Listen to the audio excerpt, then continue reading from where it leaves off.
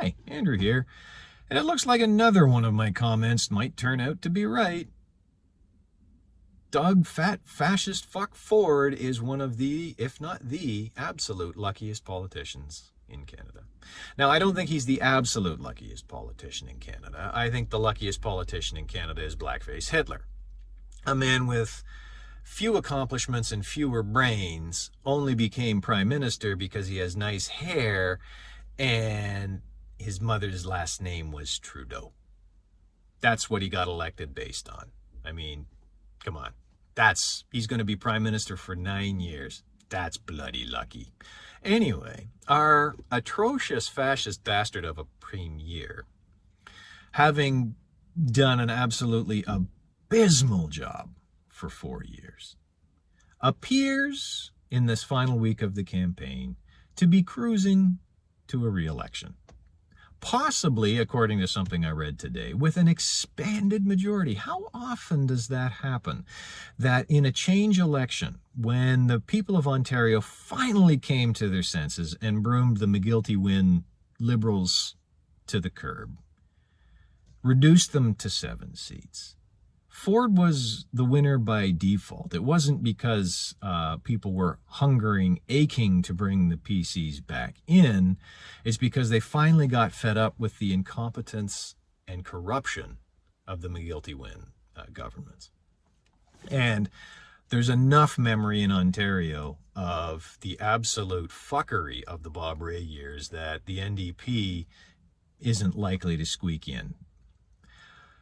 A couple months ago, I mentioned that I figured Ford, in spite of the absolutely bloody god-awful job he's done, particularly through COVID, he might have been a half-decent caretaker premier. He was an absolutely atrocious crisis premier. He spent too much time waffling. He spent too much time groveling at the feet of Blackface Hitler.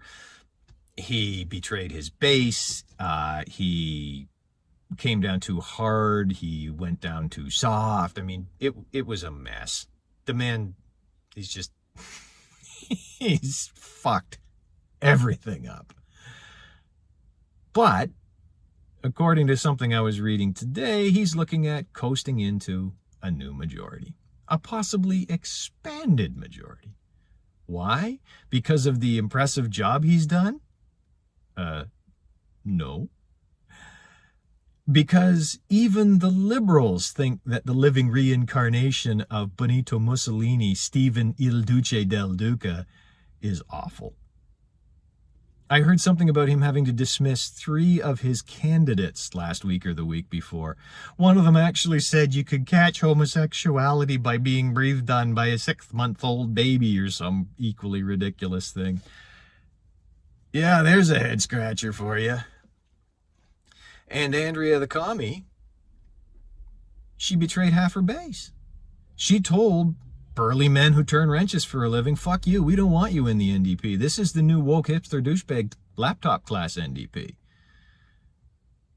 So, according to the polls, the Liberals and the NDP are sort of neck and neck in the mid-20s, and Ford is in the 38 range, and depending on how the vote splits out, he gets his present majority or slightly expanded or slightly reduced one, but he gets another majority. And again, not based on any of his accomplishments, of which there are so few, but based on the sheer awfulness of his opposition.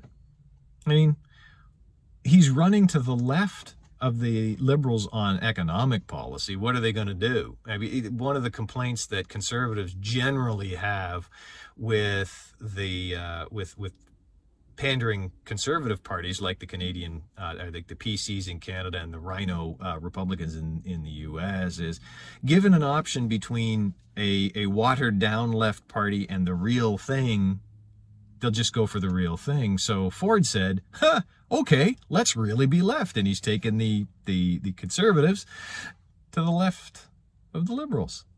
$200 million budget? When I was graduated high school, that was billion.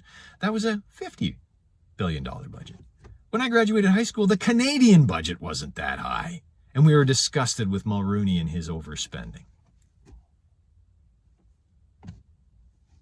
I'm in many ways at a complete loss for words. In the end, it doesn't make a whole hell of a lot of difference. We are flotsam and jetsam on the seas of history, and what's coming, it doesn't really matter whether fascist A, fascist B, or commie C gets in. I mean, it's a choice between the awful fascist A, the really god-awful fascist B, and the holy fuck, are you kidding me, commie C? So, we're screwed no matter what. But here, Ford, after screwing everything up nonstop for 4 straight years, looks like he's cruising to a majority. I opined that 2 months ago, that based on the fractured opposition and the betrayal of the commies, and you don't take a party from 7 seats to the halls of power in one election cycle, I figured he was going to get reelected. I still figure he's going to get reelected. But in spite of somebody, I don't remember who it was, on one of the 3-way panels, journalist, sort of lefty, sort of righty, talking about it, the sort of righty said, well, you have to keep in mind that Ford is one of the best retail politicians in the country today.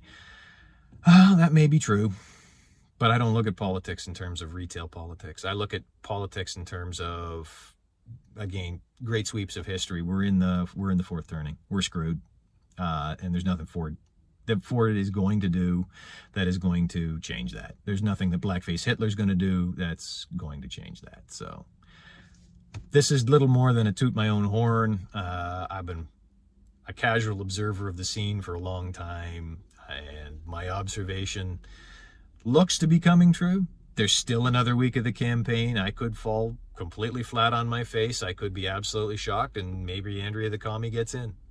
But I really don't see Il Duce getting elected. We'll see. Anyway, I hope you found value in this. Thanks for watching. Give me a like, subscribe, share it with a friend, give me a comment. That was my time. Now it's your time. And in the meantime, keep smiling. Take care, and you'll see me soon.